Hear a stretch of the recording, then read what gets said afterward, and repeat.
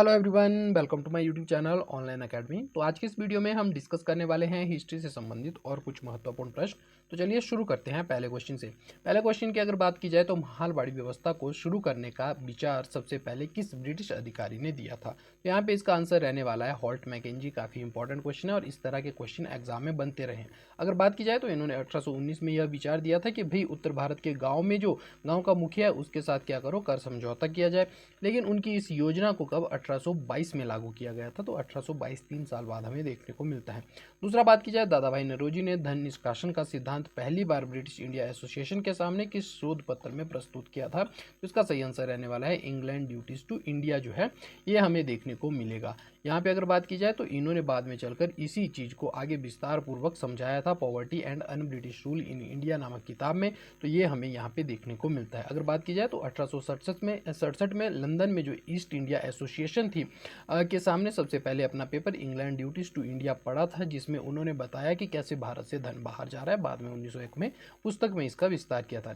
Next question है, 19वीं शताब्दी के पूर्वार्ध में ब्रिटिश विऔद्योगिकरण नीति का मुख्य उद्देश्य क्या था? तो यहाँ पे हमें देखने को मिलेगा विऔद्योगिकरण की बात हो रही है। मतलब जो हमें देखने को मिलता है कि ब्रिटिश नीतियों के कारण भारत के जो परंपरागत उद्योग थे उनका कैसे जो है वो उनका विनाश हुआ, उसके बारे में हमें चीज़ें देखने को मिलती है। ये संबंधित था भारत को ब्रिटिश निर्मित वस्तुओं का उपभोक्ता बनाने से। एक्चुअल में क्या था? तो आपको देखने को मिलेगा ये रहेंगे, ये भारत देश है मान के चलिए, और यहाँ पे आपको ब्रिटेन देखने को मिलेगा। तो होता क्या था, भारत से कच्चा माल जाता था, कच्चा माल जाता था ब्रिटेन की मशीनों में, मशीनों से तैयार माल कहाँ वापस भारत आता था। तो वही जो माल भारत से जा रहा था, पहले यहाँ पे भारतीय उद्योग उसको बेचा करते थे, उद्योगों में निर्मित होकर वो भारत में ही बिका करता था। लेकिन अब कच्चा माल बाहर जा रहा है, कच्चा माल भारतीयों के लिए नहीं बचा, तो आपको देखने को मिलेगा कि निर्मित वस्तुओं का उपभोक्ता बनाया गया। तो ये जो हमें देखने को मिल रहा है कि निर्मित वस्तुएं भारत में वापस आ रही है, तो इसके कारण हमें ऑप्शन नंबर बी इस प्रश्न का सही आंसर देखने को मिलेगा। ब्रिटिश आर्थिक नीति का उद्देश्य भारतीय परंपरा पारंपरिक हस्तशिल्प और कपड़ा उद्योग को नष्ट करना था। ऐसा करने से भारतीय निर्यातों पर भारी कर लगाया गया और ब्रिटिश मशीनों से बने जो सस्ते कपड़े थे उनको भारतीय बाजारों में निःशुल्क जो है भर दिया गया। तो ये हमें देखने को मिलता है। चौथे क्वेश्चन की अगर बात की जाए तो स्थायी बंदोबस्त परमानेंट सेटलमेंट 1793 के तहत एकत्रित लगान का कितना विशिष्ट हिस्सा ईस्ट इंडिया कंपनी के पास जाता था? तो ये चीज़ हम पहले भी डिस्कस कर चुके हैं। 10/11 भाग किसके पास जाएगा? ईस्ट इंडिया कंपनी के पास जाएगा। 1/11 भाग हमें जमींदारों के पास देखने को मिलता है। तो मैंने पहले भी आपके साथ डिस्कस की थी कि किसे किसे जो है मालिकाना हक इसमें दिए गए थे। तो यहाँ पे हमें ये चीज़ देखने को मिलती है। इसके अलावा अगर बात की जाए लॉर्ड कॉर्नवालिस द्वारा जो स्थायी बंदोबस्त है में सरकार की मांग हमेशा के लिए तय कर दी गई थी और जमींदारों द्वारा वसूले गए कुल लगान का 10/11 हिस्सा सीधे कंपनी की तिजोरी में जाता था, जबकि जमींदारों का केवल 1/11 हिस्सा ही अपने पास रखने की अनुमति होती थी। तो इतनी जो है ये एक तरह से उनका हिस्सा होता था या उनका वेतन होता था। इस तरह से आप समझ सकते हैं इस चीज़ को। आगे बात करते हैं पांचवें क्वेश्चन की। 1850 के दशक में शुरू हुई गारंटी प्रणाली किस आर्थिक विकास से जुड़ी हुई है? तो ये रेलवे निर्माण और अनुबंध से हमें देखने को मिलती है। रेलवे लाइन बिछाना उसमें हमें ये देखने को मिलती है। तो आपको ध्यान रखना है इसके बारे में। एक्चुअल में क्या थी गारंटी प्रणाली? तो आपको देखने को मिलेगा कि गारंटी प्रणाली के तहत ब्रिटिश निजी निवेशक जो कि प्राइवेट इन्वेस्टर थे को भारत में रेलवे लाइन बिछाने के लिए आकर्षित किया गया कि आप आकर जो है भारतीय रेलवे में इन्वेस्ट कीजिए। अगर आप 100 रुपये इन्वेस्ट करते हैं तो आपको हर साल जो है 105 रुपये हम देने की आपको गारंटी देते हैं, चाहे कितना ही लॉस क्यों ना जो है रेलवे कितने ही लॉस में क्यों ना हो। तो ये हमें देखने को मिलता है कि उन्हें उनके निवेश पर कम से कम 5% ब्याज की पक्की गारंटी दी गई, जिसका पूरा जो वित्तीय बोझ है भाई जब लॉस होगा तो किस पे जाएगा? फिर भारतीय करदाताओं पे ही जाएगा। जो टैक्स भर रहा है कौन भर रहा है? तो आम किसान इस समय टैक्स भरता हुआ आपको दिखाई दे रहा है। 1820 और 30 के दशक में ब्रिटिश देखरेख में बंगाल के सामाजिक सांस्कृतिक आंदोलनों को किस कट्टरपंथी समूह ने सबसे अधिक प्रभावित किया था? तो आपको देखने को यहाँ पे मिलेगा इसका आंसर रहने वाला है यंग बंगाल आंदोलन जो रहेगा वो आपको देखने को मिलेगा। यंग बंगाल आंदोलन ऑप्शन नंबर बी इस प्रश्न का सही आंसर रहेगा। यंग बंगाल आंदोलन किसने शुरू किया था? तो ये आपको देखने को मिलेगा हेनरी विवियन डेरिजियो के नेतृत्व में शुरू हुआ था। भारत का पहला राष्ट्र कवि भी इन्हें माना जाता है और इस आंदोलन ने क्या किया था? फ्रांसीसी क्रांति से प्रेरणा ली थी। तो इसमें जो स्वतंत्रता, समानता, बंधुत्व जैसी चीजें हमने पढ़ी थी फ्रांसीसी क्रांति में, वही आपको देखने को मिलेगी कि उसी की जो है सारी की सारी बातों को वो भारत में लागू करना चाहते थे, हेनरी विवियन डेरिज्यू जो है। तो ये चीज़ें हमें यहाँ पे देखने को मिलती है। सातवें क्वेश्चन की अगर बात की जाए तो सातवां क्वेश्चन है 1850 का जो लेक्स लोकी अधिनियम है, जिसे धार्मिक निरोग्यता अधिनियम के रूप में भी जाना जाता है। धार्मिक निरोग्यता अधिनियम के रूप में भी जाना जाता है। तो क्या था यह अधिनियम? आपको देखने को मिलेगा ईसाई धर्म अपनाने वाले धर्म परिवर्तित लोगों की संपत्ति के अधिकार की सुरक्षा करना इसका मुख्य उद्देश्य था। अगर इसके बारे में बात की जाए तो लोकी कानून जो है 1850 के प्रावधान किया गया कि कोई हिंदू या गैर ईसाई व्यक्ति यदि ईसाई धर्म अपनाता है तो उसकी जो पैतृक संपत्ति है, अपनी पैतृक संपत्ति है मतलब पिता की संपत्ति में जो उसका अधिकार है, उससे उसे वंचित नहीं किया जाएगा। पारंपरिक हिंदू नियमों के अनुसार धर्म परिवर्तन करने पर संपत्ति के अधिकार छीन लिए जाते थे। तो इस कारण जो है इस नियम को लाया गया था। अगला क्वेश्चन है निम्नलिखित में से किसने बंगाल सती विनियमन 1829 को पारित करने में ब्रिटिश सरकार का सक्रिय रूप से समर्थन किया था? तो यहाँ पे तो राजा राम मोहन राय रहने ही वाले हैं एक आंसर। दूसरा आपको देखने को मिलेगा कि द्वारकानाथ टैगोर की भी काफ़ी महत्वपूर्ण भूमिका यहाँ पे हमें देखने को मिलेगी। और ध्यान रखिएगा इन दोनों का विरोध करने वाले कौन थे? राधाकांत देव हमें देखने को मिलेंगे। तो ये चीज़ें आपको यहाँ पे ध्यान रखनी है। अगर इसके बारे में बात की जाए तो आपको देखने को मिलेगा ऑप्शन नंबर सी और साथ में बी भी जो है इसका आंसर होने वाला है। यहाँ पे बात की जाए तो राजा राम मोहन राय ने सती प्रथा के खिलाफ वैचारिक लड़ाई लड़ी थी, लेकिन उनके करीबी सहयोगी द्वारकानाथ टैगोर ने सती विरोधी कानून का समर्थन करने के लिए खुलकर ब्रिटिश सरकार का साथ दिया। और रूढ़िवादी जो धर्मसभा जो कि 1830 में हमें राधाकांत देव की देखने को मिलती है कि वो चाहते थे कि भाई भारतीय जो नियम है या हिंदू नियम है, जैसे सती जो है उनकी एक प्रथा है, तो उसमें किसी तरह का कोई हस्तक्षेप अंग्रेजों द्वारा ना किया जाए, तो इसके विरोध में वो खड़े थे। 1830 के दशक में किस ब्रिटिश प्रशासक ने ठगी के दमन का नेतृत्व किया था? तो बात की जाए, ये हम पहले भी डिस्कस कर चुके हैं, ठगी का दमन जो है विलियम स्लीमैन के द्वारा किया गया था। और किसने जो है इसे इसके समय कौन जो है किस गवर्नर जनरल ने जो है इनिशिएटिव लिया था 1830 में जब इसे ख़त्म किया गया था? तो आपको देखने को मिलेगा उसका आंसर जो है आप मुझे कमेंट बॉक्स में बताएंगे, क्योंकि हम पहले डिस्कस कर चुके हैं। तो यहाँ पे आप देख सकते हैं इसका आंसर लॉर्ड विलियम बेंटिक जो है 1835 में, 1835 नहीं 30 के आसपास जो है चीज़ें समाप्त हो चुकी थी। ठगों के हिंसक गिरोह को कुचलने के लिए कैप्टन विलियम स्लीमैन की विशेष रूप से नियुक्ति करते हैं। स्लीमैन ने एक बड़े अभियान के तहत 3000 से अधिक ठगों को पकड़कर इस सदियों पुराने जो तंत्र था इसे समाप्त कर दिया गया था। तो हमें पता है कि ये जो है एक चोरी करने वाला गिरोह था, जो लोगों को क्या था एक तरह से उनको न केवल ठगता था बल्कि उनकी हत्या भी कर देता था। आगे बात करते हैं सम्मति आयु अधिनियम जो है, एज ऑफ कंसेंट एक्ट हमें देखने को मिलता है। तो वो कब का है? 1891 का हमें देखने को मिलता है। इसमें जिसने लड़कियों के लिए विवाह की न्यूनतम आयु बढ़ाकर 12 वर्ष कर दी थी का तीव्र विरोध किसने किया था? तो यहाँ पे आपको देखने को मिलेगा कि ये पहला क्वेश्चन तो आपको यहीं पे देखने को मिलेगा कि जो एज ऑफ कंसेंट एक्ट है वो कब का है। पहला फैक्ट आपके लिए यही रहेगा, 1891 जो है इसका आंसर रहने वाला है। दूसरे की अगर बात करें तो दूसरा हमें यहाँ पे देखने को मिलेगा कि इसके माध्यम से लड़कियों की जो विवाह की न्यूनतम आयु थी वो आपको देखने को मिलेगा 12 वर्ष कर दी गई थी। तो ये भी आप चीज़ यहाँ पे ध्यान रखने वाले हैं कि 12 वर्ष जो है उसकी जो न्यूनतम आयु थी वो कर दी थी। और तीसरा क्वेश्चन आपको देखने को मिलेगा कि तीव्र विरोध किसने किया था? तो इसका आंसर रहेगा बाल गंगाधर तिलक। और सहयोग किसने किया था? तो बहराम जी मालाबारी का ये एक्ट माना जाता है, इनके सहयोग से या इनके इनिशिएटिव से जो है ये आया था। तो ये चीज़ आप ध्यान रखेंगे, ऑप्शन नंबर बी इस प्रश्न का सही आंसर रहेगा। यहाँ पे आपको देखने को मिलेगा कि तिलक ने सम्मति आयु अधिनियम 1891 का कड़ा विरोध किया था। क्यों? उनका मानना था कि ब्रिटिश शासकों को हिंदुओं के सामाजिक धार्मिक मामलों में हस्तक्षेप करने का कोई अधिकार नहीं है, ऐसे सुधार समाज को आंतरिक रूप से करने चाहिए। तो इसलिए जो है उन्होंने बोला कि भाई हमारे समाज के सुधार हमें करने चाहिए, इन्हें कोई भी किसी तरह के कानून बनाने की कोई भी अनुमति नहीं है, या हमारा समाज जो है इस तरह के कानून को स्वीकार नहीं करेगा। आर्य समाज द्वारा शुरू किए गए शुद्धि आंदोलन का मुख्य उद्देश्य क्या था, जिसने औपनिवेशिक मिशनरी गतिविधियों को चुनौती दी थी? तो ये क्या था? आपको देखने को मिलेगा कि आर्य जो अन्य धर्मों में गए हुए हिंदू लोग थे उन्हें धर्म में वापिस लाने के लिए ये शुद्धि आंदोलन देखने को मिलेगा। जो शुद्धि आंदोलन आगे चलकर आप देखेंगे कि काफ़ी ज़्यादा जो मुस्लिम या ईसाई लोग थे वो पुनः अपने धर्म में, जिनका जबरन धर्म परिवर्तन किया था, वो पुनः हिंदू धर्म में वापिस आ पाए थे। ये हमें इस आंदोलन के माध्यम से देखने को मिलता है। तो अन्य धर्मों के गए लोगों की हिंदू धर्म में वापसी ही हमें क्या देखने को मिलता है?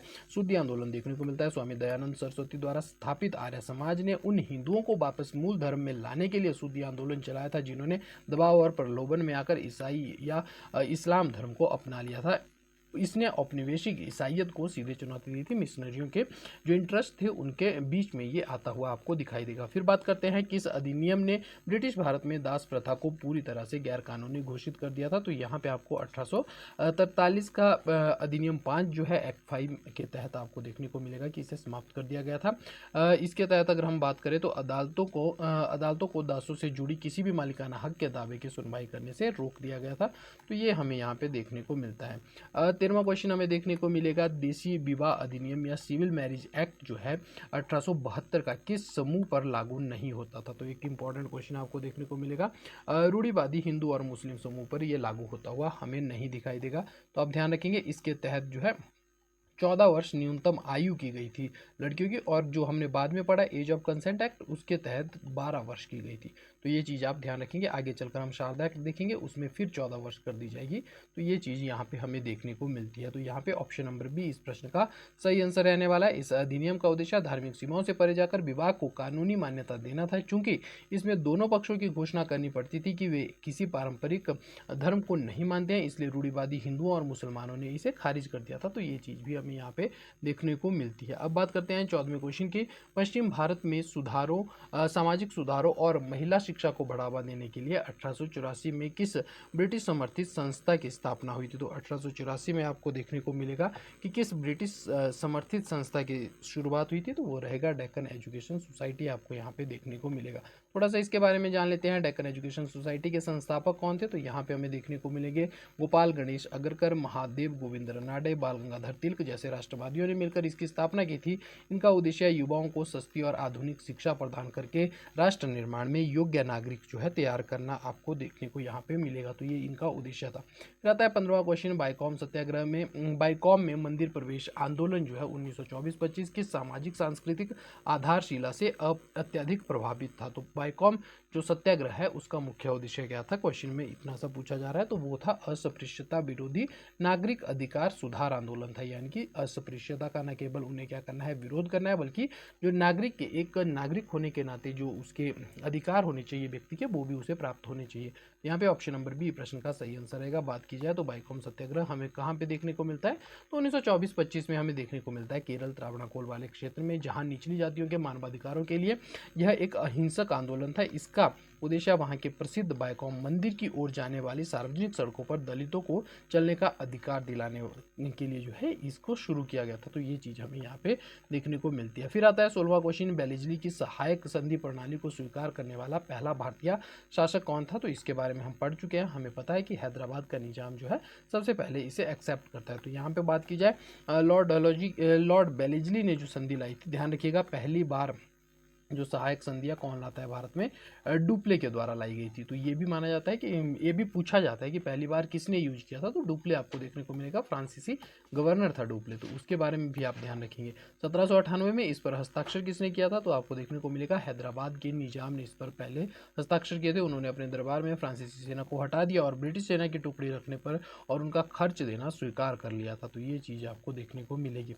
फिर आता है 17वां क्वेश्चन। व्यक्तिगत के सिद्धांत के तहत लॉर्ड डलहौजी द्वारा 1848 में सबसे पहले किस राज्य का विलय किया गया था। 17 आपको देखने को मिलेगा। उसके बाद सबलपुर, फिर हमें झांसी और नागपुर देखने को आगे चलकर मिलने वाले हैं। तो 1853 में झांसी, 54 में नागपुर देखने को मिलेगा और संबलपुर भी हमें इसी बीच देखने को मिलता है। बघाट हम 1850 में पढ़ते हैं। तो ये चीज़ आप यहाँ पे नोट कर सकते हैं। 17 सबसे पहले देखने को मिलता है। लॉर्ड डलहौजी ने हड़प नीति के तहत 1848 में सबसे पहले 17 रियासत का विलय किया। वहाँ के राजा जो है उनकी मृत्यु के बाद कोई प्राकृतिक उत्तराधिकारी न होने के कारण उनके दत्तक पुत्र को उत्तराधिकारी मानने से इनकार कर दिया था। नेक्स्ट है 18वां क्वेश्चन। सुगौली की संधि जो 1816 में हुई से किस ब्रिटिश विस्तारवादी युद्ध का अंत हुआ था। तो सुगौली की संधि किस युद्ध के बाद हुई थी। तो ये हुई थी आंग्ल नेपाल युद्ध के बाद। ऑप्शन नंबर बी प्रश्न का सही आंसर रहने वाला है। आंग्ल नेपाल युद्ध जो है 1814 से लेकर 1816 के बीच में हमें देखने को मिलता है। सुगौली की संधि पर हस्ताक्षर किए गए थे। इस संधि के तहत नेपाल को गढ़वाल, कुमायूं, तराई के बड़े हिस्से ब्रिटिश ईस्ट इंडिया कंपनी को सौंपने पड़े थे, जिससे नेपाल की वर्तमान सीमा तय होती है। तो ये हमें यहाँ पे देखने को मिलेगा कि ये किसके साथ हुई थी। तो आंग्ल नेपाल युद्ध के बाद जो 1816 में हमें सुगौली की संधि देखने को मिलती है, उसका मुख्य उद्देश्य क्या था और किस तरह से उसमें परिवर्तन आए थे, इसके बारे में हमने बात की। अब बात करते हैं 1856 में कुशासन के आधार पर अंग्रेजों ने किस क्षेत्र को हड़प लिया था। तो जब हमने इसके बारे में भी बात कर रखी है कि जब भाई अवध में हमें देखने को मिलता है कि राज्य हड़प नीति नहीं लगा पाई, तो उन्होंने मिस गवर्नेंस का जो है चार्ज लगाकर अवध को जो है हड़प लिया था। तो ये चीज़ हम डिस्कस कर चुके हैं। अवध के नवाब वाजिद अली शाह हमें देखने को मिलते हैं। तो उनके समय में क्या होता है, प्राकृतिक उत्तराधिकारी मौजूद थे, इसलिए वहाँ हड़प नीति लागू नहीं की जा सकती थी। तो ब्रिटिश रेजिडेंट जो जेम्स आउटरम थे, उनकी रिपोर्ट का हवाला देकर कुशासन और अराजकता का आरोप लगाया गया था। 1856 में अवध को जो है सीधे हड़प लिया गया था। तो ये चीज़ आपको यहाँ पे देखने को मिलेगी। नेक्स्ट है 20वां क्वेश्चन, यांडूब की संधि जो हुई थी 1822 में। ध्यान रखिएगा, ये संधियों की ईयर पूछी जाती है, तो आप यांडूब की संधि ध्यान रखेंगे कब हुई थी। 1826 में हुई थी। इसके तहत किस राज्य को असम और मणिपुर अंग्रेजों को सौंपने के लिए मजबूर होना पड़ा था। तो असम भी सौंप दिया गया था, मणिपुर भी सौंपा गया था, और भी क्षेत्र आपको देखने को मिलेंगे कि उत्तर वाला जो हिस्सा था म्यांमार का, तत्कालीन बर्मा का, वो अंग्रेजों को प्राप्त हुआ था दूसरे युद्ध के तहत। तो आप देखेंगे कि दक्षिण वाला सारा म्यांमार प्राप्त हो जाएगा, पीगू वाला क्षेत्र और अन्य। तो पहले में हमें देखने को मिलता है कि असम वाला और मणिपुर वाला क्षेत्र जो है प्राप्त हुआ था। तो ये हमें यहाँ पे देखने को मिलता है ऑप्शन नंबर ए, एमहस्ट के समय में ये चीज़ें घटित होती हुई दिखाई देती है।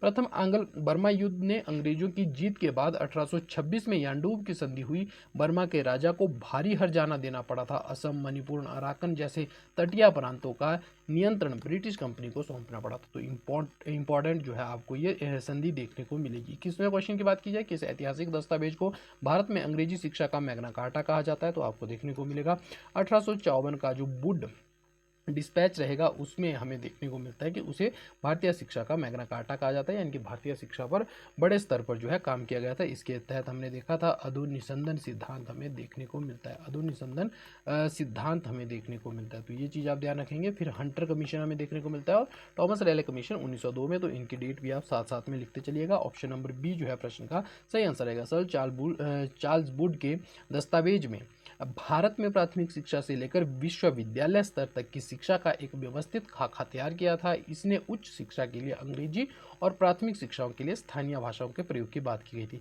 एक्चुअल में क्या था, इन्होंने 3 स्तरों की बात की थी। पहले स्तर में इन्होंने कहा था कि भाई जब बच्चा पहली से 5वीं कक्षा तक, क्या मतलब प्राथमिक शिक्षा ले रहा है, तो उसकी जो देशी भाषा है उसमें उसे चीज़ें जो है, क्योंकि वो अच्छी तरह से उसमें चीज़ें समझ पाएगा, क्योंकि इतना उसका मानसिक विकास नहीं हुआ है कि आपकी नई लाई गई भाषा को वो समझ सके। तो आपको जो है इस तरह से पहले कार्य करना होगा। दूसरा बोला कि जब बच्चा जो है 5 से 12 मतलब 12वीं क्लास तक, वैसे तो 12वीं नहीं थी उसमें, लेकिन जो आपको देखने को मिलेगा माध्यमिक शिक्षा जो थी, ऐसे माध्यमिक शिक्षा और प्राइमरी एजुकेशन का उन्होंने हवाला दिया था। तो यहाँ बोला गया था कि भाई देसी प्लस अंग्रेजी यहाँ पे धीरे धीरे करनी चाहिए। और उच्च शिक्षा की बात आई तो उच्च शिक्षा में उन्होंने बोला कि भाई अब अंग्रेजी पढ़ाओ, क्योंकि अब उसका मानसिक विकास हो चुका है। तो इस तरह से हमें देखने को मिलता है कि काफ़ी ज़्यादा अच्छी चीज़ें इस डिस्पैच में हमें देखने को मिलती है। ये चीज़ आप ध्यान रखेंगे। 22वां क्वेश्चन की अगर बात की जाए, सैडलर विश्वविद्यालय आयोग का गठन किस विश्वविद्यालय के कामकाज के लिए किया गया था। पहले तो सैडलर आयोग की आप जो है तारीख याद रखने वाले हैं, कामकाज की समीक्षा करने के लिए किया गया था। तो ये रहेगा कलकत्ता विश्वविद्यालय के लिए किया गया था। लेकिन इसने लगभग सारी शिक्षा प्रणाली के लिए क्या क्या सुधार होने चाहिए उसके लिए इसने अपनी जो है सिफारिशें पेश की थी। इस आयोग का गठन विशेष रूप से कलकत्ता विश्वविद्यालय की समस्या और कमियों की जांच करने के लिए किया गया था। हालांकि इसकी व्यापक सिफारिशें बाद में देश के अन्य सभी विश्वविद्यालयों पर भी लागू की गई थी। तो ये काफ़ी इंपॉर्टेंट हमें देखने को मिलता है। कब का, तो 1917 में ये हमें आता हुआ दिखाई देगा, सैडलर विश्वविद्यालय आयोग। तो ये चीज़ आप ध्यान रखेंगे। तो इसमें क्वेश्चन की बात की जाए तो किस गवर्नर जनरल के कार्यकाल में भारतीय शिक्षा पर मैकॉले के प्रसिद्ध विवरण पत्र को स्वीकार किया गया था। तो किस गवर्नर जनरल के कार्यकाल में हुआ था, ये विलियम बेंटिक के समय में हुआ था। हम इसके बारे में पढ़ चुके हैं, 2 फरवरी 1835 में हमने ये चीज़ें देखी थी। तो ये भी आप ध्यान रखेंगे यहाँ पे। अगर यहाँ पे बात की जाए तो लॉर्ड विलियम बेंटिक की सरकार ने अंग्रेजी शिक्षा अधिनियम, एक तो आप इसकी तारीख याद रखेंगे, अंग्रेजी शिक्षा अधिनियम 1835 पारित करके मैकॉले के प्रस्ताव को स्वीकार कर लिया गया। इसके बाद सरकारी धन का उपयोग मुख्य रूप से अंग्रेजी माध्यम में पश्चिमी विज्ञान और साहित्य को पढ़ाने के लिए जो है किया जाने वाला था। तो ये चीज़ आप नोट कर सकते हैं। नेक्स्ट है, किस आयोग ने सबसे पहले भारत में 10+2 और यानी कि 10 साल की शिक्षा, फिर 2 साल की शिक्षा और उसके बाद 3 साल की शिक्षा। ये जो संरचना थी, एजुकेशनल स्ट्रक्चर है, ये किसके द्वारा लागू किया गया था? तो ये आपको ध्यान रखना है कि किसका रहेगा, सेटलर आयोग की ही ये सिफारिशें रहने वाली है। तो हमने बात की 1882 में हंटर आयोग देखने को मिलेगा, सेटलर 1917 में देखने को मिलेगा, राधाकृष्णन 1948 में हमें देखने को मिलता है और सार्जेंट 1944 में हमें देखने को मिलता है। तो इनकी डेट भी आप नोट कर सकते हैं। क्रोनोलॉजी में या डायरेक्ट क्वेश्चन यहाँ से बनता है, तो ये चीज़ आप ध्यान रखेंगे। सेटलर आयोग ने सुझाव दिया कि विश्वविद्यालय स्तर की शिक्षा में प्रवेश के लिए छात्रों को 2 वर्ष का इंटरमीडिएट कोर्स करना चाहिए। तो आज जो आप देखते हैं 10+2 वाली बात, यानी कि 10वीं के बाद आपको 2 साल पढ़ने के लिए और स्कूल जाना पड़ता है, तो ये पहली बार भारत में किसने इंट्रोड्यूस किया था? तो इसी 1917 के सेटलर आयोग ने जो है ये चीज़ें इंट्रोड्यूस की थी। आगे बात करते हैं बुनियादी शिक्षा की बर्धा आयोजना का प्रारूप किसकी अध्यक्षता में गठित समिति द्वारा तैयार किया गया था? तो बर्धा जो है हमें देखने को मिलेगा डॉक्टर जाकिर हुसैन की अध्यक्षता में जो समिति गठित हुई थी उसमें देखने को मिलता है। पहली बार गांधी जी ने अपनी पत्रिका में जो है बर्धा योजना के संबंध में या बुनियादी शिक्षा के संबंध में जो है उन्होंने चीज़ें लिखी थी। उसी पर एक तरह से आपको देखने को मिलेगा। ये वही दौर है जब आप देखेंगे आगे चलकर कि फेब 1937 के आसपास इलेक्शन होंगे, कांग्रेस की सरकारें प्रांतों में होंगी, तो अब गांधी जी अपनी पत्रिका में लिखेंगे कि भाई बुनियादी शिक्षा के लिए हमें कुछ करना चाहिए। तो सारी कांग्रेस की जो प्रांतीय सरकारें हैं वो बर्धा में बैठेंगी। बर्धा में बैठेंगी तो भाई बोलेंगे कि शिक्षा पर किस तरह से काम किया जाना चाहिए सभी प्रांतों में। तो यहाँ पे आप देखोगे कि जाकिर हुसैन साहब की अध्यक्षता में एक कमेटी बनाई जाएगी जो अपनी सिफारिशें पेश करने वाले होंगे। सिफारिशें पेश भी होती है, बोला जाता है कि भाई 7 वर्ष तक तो आप क्या कीजिए, MNA कीजिए। इसका मतलब क्या है, मातृभाषा में निःशुल्क और अनिवार्य शिक्षा दीजिए। पहली बात तो ये हमें देखने को मिलेगी इसमें। और दूसरा बोला गया कि जो बुनियादी शिक्षा है, यानी कि इसमें क्या करना चाहिए, इन्हें दस्तकारी की शिक्षा भी देनी चाहिए, हाथ का काम इन्हें सिखाना चाहिए। तो उस तरह से भी हमें चीज़ें यहाँ पे देखने को मिलती है। लेकिन क्योंकि इस समय 1939 में आप देखेंगे सेकेंड वर्ल्ड वॉर स्टार्ट हो जाएगा, सेकेंड वर्ल्ड वॉर स्टार्ट होगा, तो उसके बाद जो है पूरी तरह से ये खाका जो तैयार किया गया था इनके द्वारा, ये पूरी तरह से खटाई में चला जाएगा, पूरी तरह से आपको देखने को मिलेगा समाप्त हो जाएगा। और जब भारत आज़ाद होगा उसके बाद ये चीज़ हमें लागू होती हुई कहीं ना कहीं देखने को मिलेगी।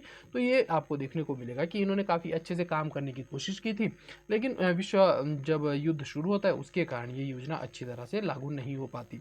1937 में बर्दा सम्मेलन में नई तालीम बुनियादी शिक्षा का विचार रखा था महात्मा गांधी ने। इस योजना का व्यावहारिक पाठ्यक्रम और रूपरेखा तैयार करने के लिए प्रख्यात शिक्षाविद डॉक्टर जाकिर हुसैन की अध्यक्षता में एक समिति का निर्माण किया गया था। तो ये आपको ध्यान रखना है डॉक्टर जाकिर हुसैन के बारे में। अब बात करते हैं 26वें क्वेश्चन की, किस गवर्नर जनरल ने बंगाल में द्वैत शासन की शुरुआत की थी जिसे बाद में वॉरेन हेस्टिंग ने समाप्त कर दिया? क्लाइव के बारे में हम पढ़ चुके हैं इस पे।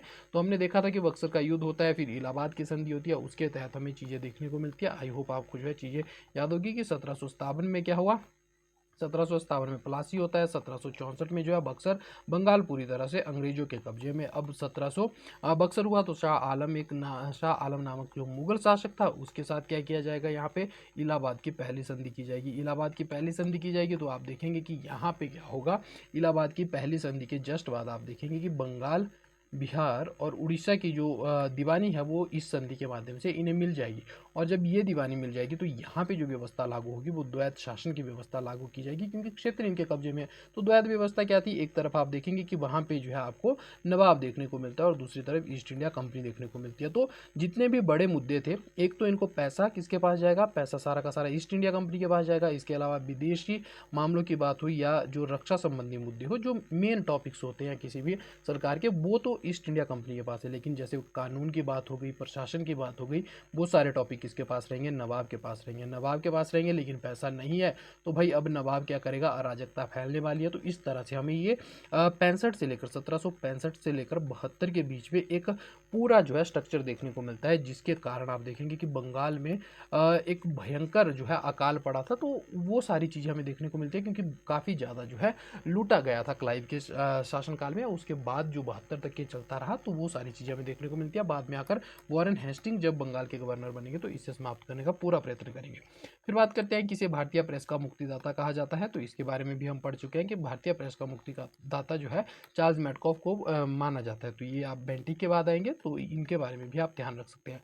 कार्यवाहक गवर्नर जनरल चार्ल्स मैडकॉफ ने 1835 के प्रेस अधिनियम के माध्यम से जॉन एडम्स के दमनकारी 1823 के नियमों को रद्द किया था। उन्होंने भारतीय समाचार पत्रों को पूर्ण स्वतंत्रता दी और जो है जिसके कारण इन्हें जो है ये उपाधि मिलती है भारतीय प्रेस के मुक्तिदाता के रूप में। तो आप समझ सकते हैं कि कितने इंपॉर्टेंट ये चीज़ें की थी इन्होंने। आगे बात करते हैं 28वां क्वेश्चन। प्रसिद्ध इल्बर्ट बिल जो है उसका विवाद होता है किस वायसराय के कार्यकाल में होता है? तो ये जो है रिपन से संबंधित हमें देखने को मिलेगा। रिपन हो गया, लिटन हो गया और कर्जन हो गया। ये भारत में राष्ट्रवाद को काफ़ी हद तक ऊपर ले जाने की कोशिश करेंगे। तो इस समय आप देखेंगे कि लॉर्ड रिपन जो है उनके समय में इल्बर्ट विवाद हमें देखने को मिलता है। कुछ भी नहीं था, इसके तहत बोला गया था कि भाई जो भारतीय जज है वो भी अंग्रेजों का मुकदमा सुन सकते हैं, उनको सजा दे सकते हैं, लेकिन अंग्रेजों ने जो है इसके विरुद्ध श्वेत विद्रोह कर दिया था, तो इन्हें ये बिल वापस लेना पड़ता है। इल्बर्ट बिल विवाद 1883 में एक ऐसा प्रस्ताव था जिसके तहत भारतीय न्यायाधीशों को यूरोपीय अपराधियों के मुकदमों की सुनवाई करने का अधिकार था। भारत में रहने वाले अंग्रेजों ने इसका भारी विरोध किया, जिससे रिपन को यह बिल बदलना पड़ा था। नेक्स्ट बात करते हैं एकमात्र भारत का एकमात्र यहूदी यानी कि ज्यूस वायसराय कौन था?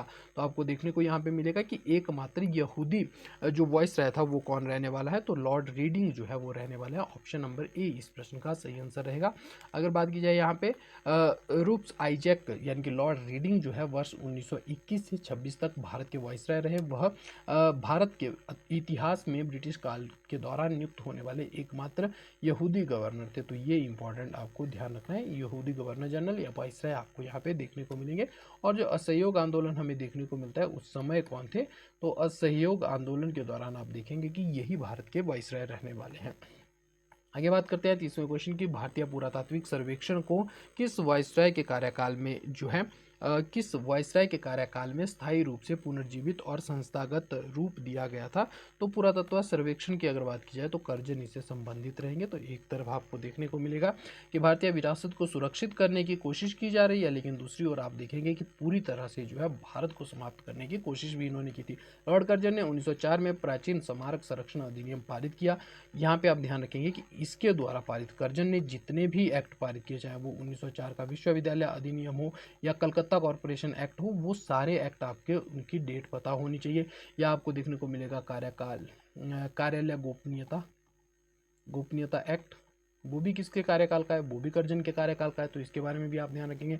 उन्होंने देश की ऐतिहासिक विरासतों की रक्षा और खुदाई के लिए पुरातत्व विभाग को पर्याप्त सरकारी बजट देकर पुनर्जीवित किया था। तो ये चीज़ आप ध्यान रखेंगे। बात करें तो किस गवर्नर जनरल ने भारत में प्रसंविधाबद्ध नागरिक सेवा की स्थापना की, जिसे बाद में भारतीय प्रशासनिक सेवा के रूप में जाना गया?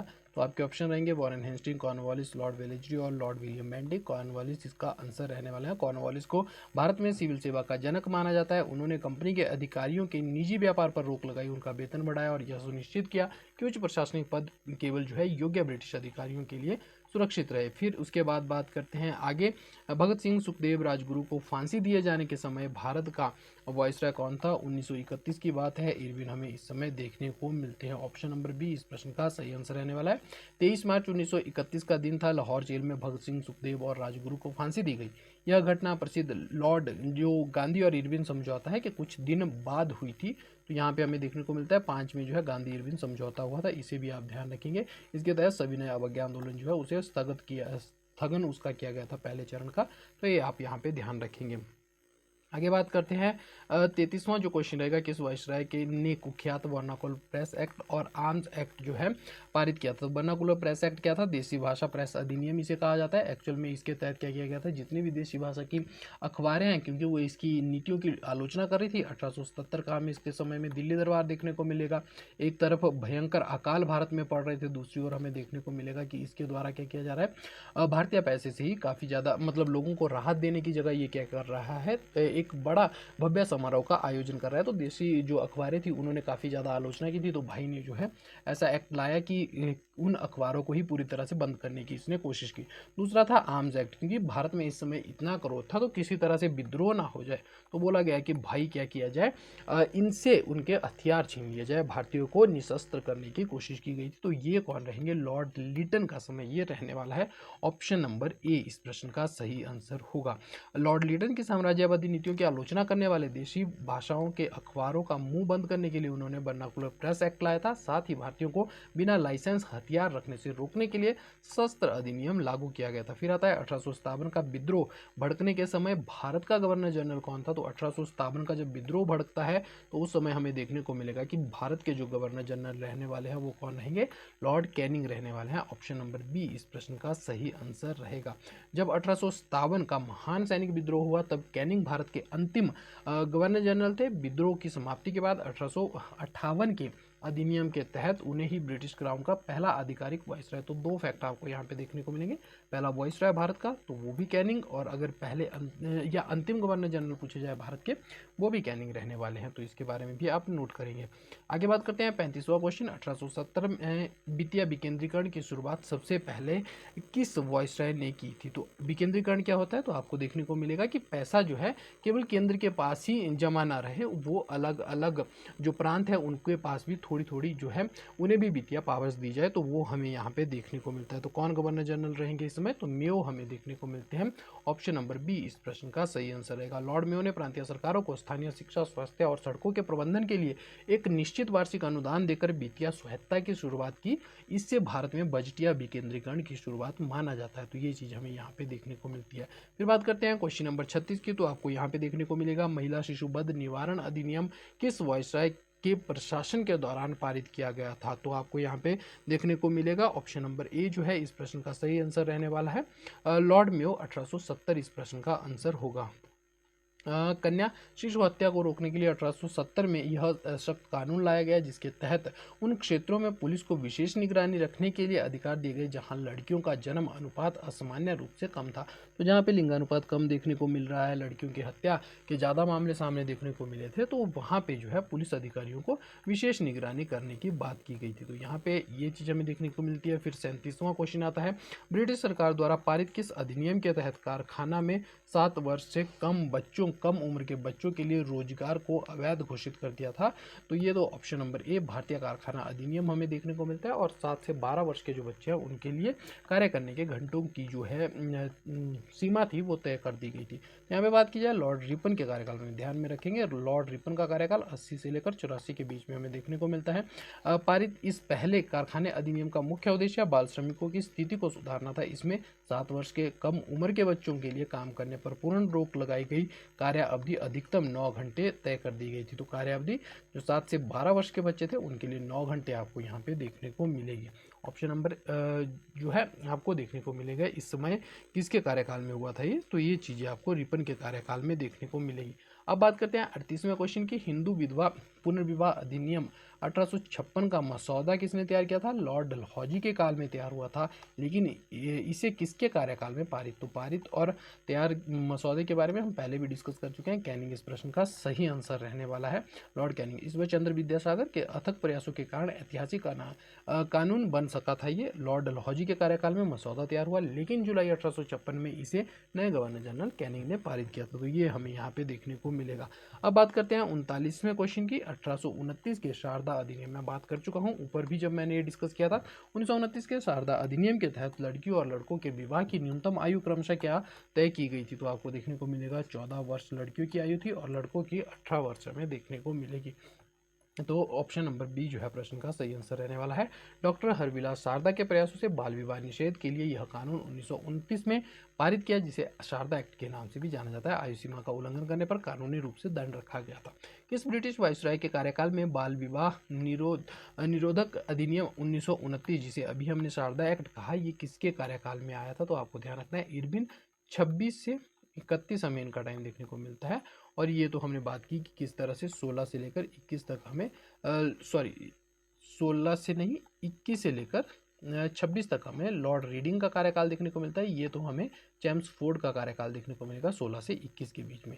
तो ये चीज़ आप ध्यान रखेंगे कि यहाँ पे इरविन का जो कार्यकाल रहेगा वो 26 से 31 और रीडिंग का कार्यकाल 21 से 26 हमें देखने को मिलता है। और 16 से 21 किसका देखने को मिलता है? वो जेम्स फोर्ड का कार्यकाल रहेगा।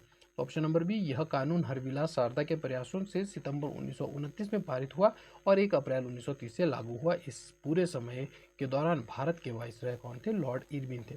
फिर आता है 41वां क्वेश्चन। ब्रिटिश भारत की उत्तर पश्चिमी सीमाओं के संदर्भ में प्राउड रिजर्व की नीति किस वाइसराय ने लागू की थी या किस वाइसराय से संबंधित है? तो लिटन से संबंधित रहने वाली है। ऑप्शन नंबर बी हम यहाँ पे देखेंगे।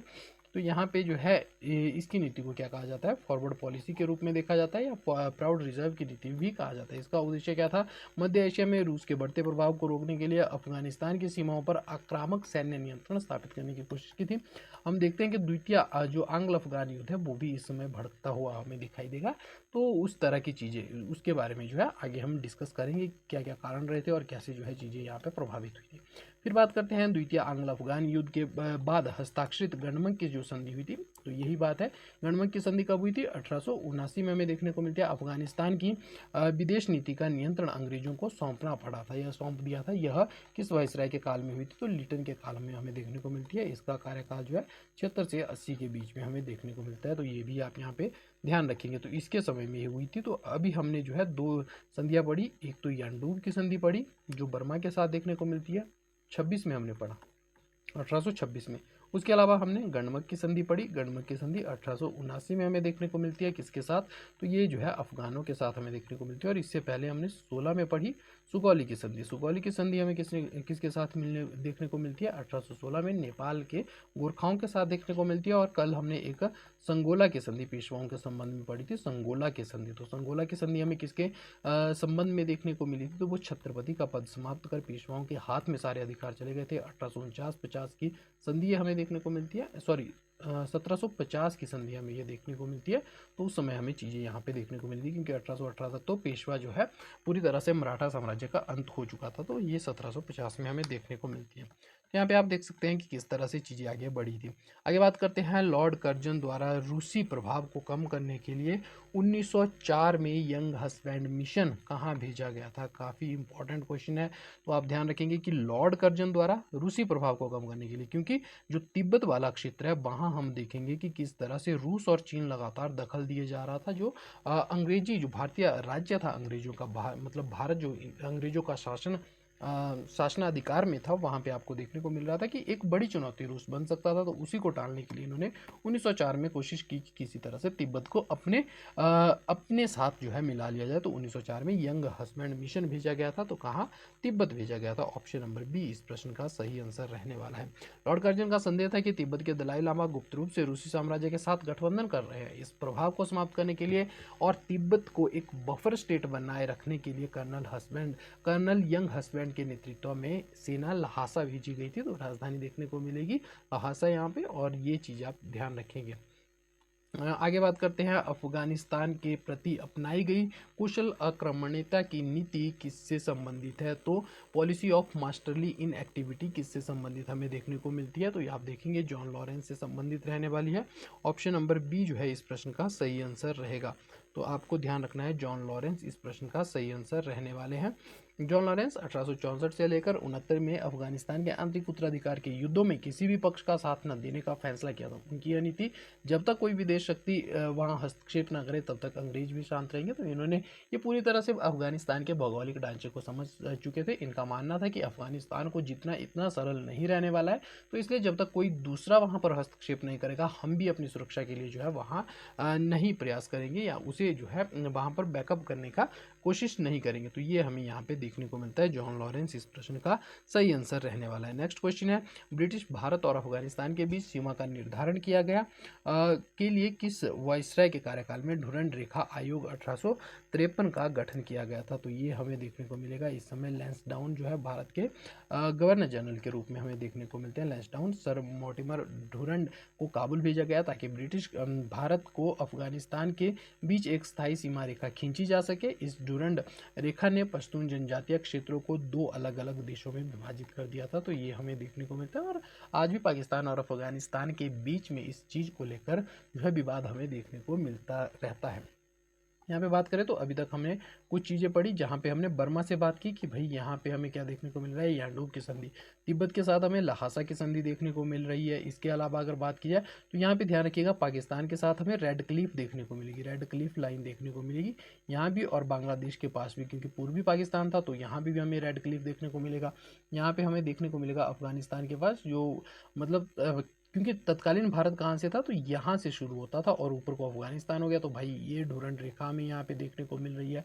तो इस तरह से हमने कुछ महत्वपूर्ण चीज़ें जो है अभी तक डिस्कस की, और यहीं पे नेपाल जो है हमें देखने को मिलता है। तो इसके साथ हमने सुगौली की संधि डिस्कस की थी, और एक संधि हमने अफगानिस्तान में ही जो है डिस्कस की, जिसमें गणमंक हमने पढ़ा था 1879 की। तो ये चीज़ें जो है आपको ध्यान रखनी है यहाँ पे। फिर आता है 46वां क्वेश्चन, किस संवैधानिक अधिनियम द्वारा प्रांतीय स्तर पर द्वैध शासन प्रणाली शुरू की गई थी। तो द्वैध शासन प्रणाली किस एक्ट के माध्यम से शुरू की गई थी। तो बहुत ही आपको इंपॉर्टेंट क्वेश्चन देखने को मिलेगा, भारत सरकार अधिनियम 1909 के तहत। और पृथक निर्वाचन मंडल किसके तहत आएगा, 1919 के तहत, भारत शासन अधिनियम के तहत जो है प्रांतों में प्रांतीय स्तर पर द्वैध शासन लागू किया गया था। और 1909 में क्या किया गया था, तो आपको देखने को मिलेगा कि 1909 में जो है पृथक निर्वाचन मंडल जो है स्थापित किया गया था मुस्लिमों के लिए, और बाद में चलकर जो है उसका विस्तार आगे होता रहा। और यहाँ पे भारत सरकार अधिनियम 1935 में ये द्वैध शासन समाप्त कर दिया जाएगा प्रांतों से, और केंद्र में हमें देखने को मिलेगा, तो इसको भी आप नोट कर सकते हैं। बात की जाए यहाँ पे तो 1919 का जो भारत सरकार अधिनियम है, इसे किस और नाम से जाना जाता है, मॉन्टेग्यू चेम्सफोर्ड के नाम से जाना जाता है। मॉन्टेग्यू भारत सचिव रहने वाले हैं और ये भारत के वॉइसराय रहने वाले हैं, चेम्सफोर्ड।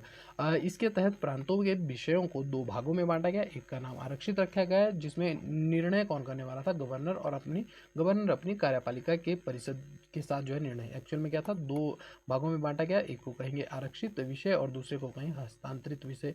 तो इसमें क्या होता है, आरक्षित विषय पर जो गवर्नर जनरल था, प्रांतों वाला गवर्नर था, वो क्या करता था, वो जो है कानून बनाता था, या जो भी कानून उसके अंडर जो विषय थे उन पर कानून बनाने के लिए वो क्या करता था, अपनी कार्यपालिका जो होती थी उसके साथ वो कानून बनाता था। लेकिन हस्तांतरित में क्या था, तो गवर्नर जनरल किसके साथ बनाएगा, जो विधायिका थी उसके साथ, यानी कि जो चुनकर लोग आए थे प्रांतों में उनके साथ आपको सरकार बनाता हुआ वो देखने को मिलता है।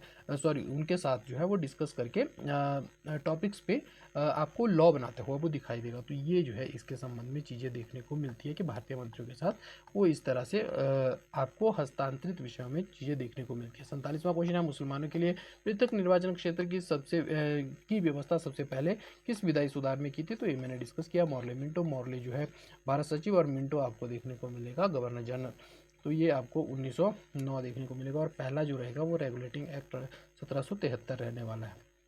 1909 के भारत परिषद अधिनियम ने भारत में सांप्रदायिक निर्वाचन प्रणाली की नींव रखी। इसके तहत मुस्लिम सीटों के लिए केवल मुस्लिम उम्मीदवार ही खड़े हो सकते हैं और उन्हें केवल मुस्लिम मतदाता ही वोट दे सकते हैं। यही आपको देखने को मिलेगा, एक पूरी तरह से भेदभाव पर आधारित ये व्यवस्था हमें देखने को मिलती है। 48वें क्वेश्चन की बात की जाए, किस अधिनियम के माध्यम से बंगाल के गवर्नर जनरल को पहली बार भारत का गवर्नर जनरल बनाया गया था। थोड़ी सी इसकी कहानी समझ लेते हैं। तारीख है 1773 की, फिर उसके बाद आएगी 1833 की, उसके बाद आएगी 1858 की। यहाँ पे बात करते हैं, आपको देखने को मिलेगा 1773 में पहली बार बनाया जाता है बंगाल का गवर्नर जनरल। पहले यहाँ पे जो है 1757 से लेकर आपको 73 तक क्या देखने को मिलेगा, केवल गवर्नर देखने को मिलेगा, और 3 प्रेसिडेंसियों में, बॉम्बे में, उसके बाद बात की जाए मद्रास में, और उसके बाद बंगाल में, आपको हर जगह जो है देखने को मिलेगा कि एक तरह से गवर्नर बैठे हुए हैं।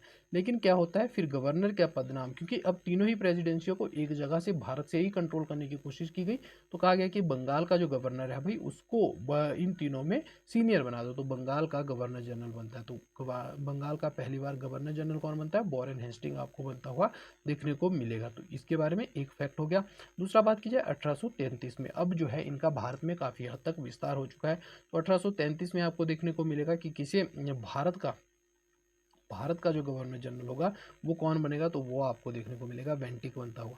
तो बंगाल का अंतिम गवर्नर जनरल पूछा जाए तो वो भी वेंटिक रहेगा, और पहला भारत का गवर्नर जनरल पूछा जाए तो वो भी वेंटिक रहेगा। और यहीं पे एक और चीज़ 1757 की जब क्रांति होगी, तो उसके माध्यम से आपको देखने को मिलेगा कि जो सत्ता है ईस्ट इंडिया कंपनी के हाथ से चली जाएगी, क्राउन यानी कि महारानी के हाथों में चली जाएगी। तो अब महारानी, क्योंकि अब लंदन से डायरेक्ट गवर्न होने वाला था भारत, तो आपको देखने को मिलेगा कि भारत का जो गवर्नर जनरल था उसका पदनाम बदलकर वाइसराय हो गया था, यानी कि महारानी के प्रतिनिधि के रूप में वो चीज़ें हमें देखने को मिलेगी उसके संबंध में। तो यहाँ पे अंतिम जो भारत का गवर्नर जनरल रहेगा वो आपको कैनिंग देखने को मिलेगा, लेकिन भारत का जो प्रथम वाइसराय रहेगा वो भी आपको कैनिंग देखने को मिलेगा। तो इस तरह से चीज़ें यहाँ पे बनती हुई आपको देखने को मिलेगी। तो भारत का जो पहला गवर्नर जनरल यहाँ पे पूछा गया, भारत का जो गवर्नर जनरल पदनाम है वो किस में आया, तो 33 के चार्टर एक्ट में आया था। आई होप आपको चीज़ें जो है क्लियर हो चुकी होगी। इस अधिनियम ने भारत के प्रशासन का पूर्ण केंद्रीकरण कर दिया। बंगाल के तत्कालीन governor general Lord William Bentinck को पूरे ब्रिटिश भारत का पहला गवर्नर जनरल बनाया गया। बॉम्बे मद्रास की कानून बनाने की शक्तियाँ भी छीन ली गई थी। 49वें क्वेश्चन की बात की जाए, अखिल भारतीय संघ और एक संघीय न्यायालय की स्थापना का प्रावधान किस संवैधानिक दस्तावेज के द्वारा किया गया था? तो यहाँ पे बात हो रही है फेडरल फीचर और आपको फेडरल कोड की बात यहाँ पे देखने को मिलेगी। तो ये रहने वाला है कब का? तो 1935 का आपको देखने को मिलेगा। भारत सरकार अधिनियम 1935 के तहत ये व्यवस्था की गई थी। इस व्यापक अधिनियम में ब्रिटिश प्रांतों और रियासतों को मिलाकर एक अखिल भारतीय संघ बनाने का प्रयास किया गया था। इसी के तहत 1937 में दिल्ली में संघीय न्यायालय की स्थापना की गई, जो देश में बाद में चलकर जो है सुप्रीम कोर्ट बनता हुआ हमें दिखाई देगा। तो आप इसके बारे में भी ध्यान रखेंगे और हमें जो है ये चीज़ ध्यान रखनी है यहाँ पे कि किस तरह से। और मैंने आपके साथ डिस्कस किया था कि इसके जो 250 अनुच्छेद होंगे वो वैसे के वैसे ही भारतीय संविधान में आगे चलकर जब भारत को आज़ादी प्राप्त हो गया, संविधान सभा बनेगी, तो 250 जो अनुच्छेद होंगे वो वैसे के वैसे ही जो है भारतीय संविधान में ऐड कर दिए जाएंगे। अब बात करते हैं इस वीडियो के अंतिम क्वेश्चन की। किस अधिनियम ने भारत में ईस्ट इंडिया कंपनी के व्यापारिक एकाधिकार को पूरी तरह से समाप्त कर दिया गया था? यहाँ पे आपको देखने को मिलेगा जिसमें चीन और चाय के साथ व्यापार भी शामिल था। तो ये रहने वाला है 33। पूरी तरह से बात हो रही है।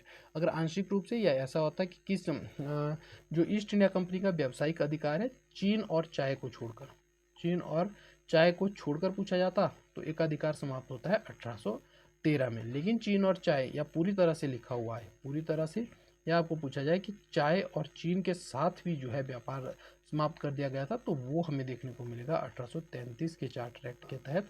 तो ये चीज़ आप यहाँ पे ध्यान रखिएगा। 1833 का चार्टर एक्ट, 13 के चार्टर एक्ट में कंपनी ने व्यापारिक अधिकार को खत्म कर दिया था, लेकिन चाय और चीन देश के साथ व्यापार का एक अधिकार बना रहा। 33 के अधिनियम में इन दोनों अपवादों को समाप्त कर कंपनी को विशुद्ध रूप से एक प्रशासनिक संस्था बना दिया गया था। तो क्वेश्चन इस तरह से भी बनता है कि कंपनी जो है पहली बार प्रशासनिक संस्था के रूप में कब बनती हुई हमें दिखाई देती है? तो 1833 के चार्टर एक्ट में ही वो बनती हुई दिखाई देगी। तो ये थे आज के 50 इंपॉर्टेंट क्वेश्चन। आई होप आपको जो है सेशन अच्छा लगा होगा। Thank you so much for listening me.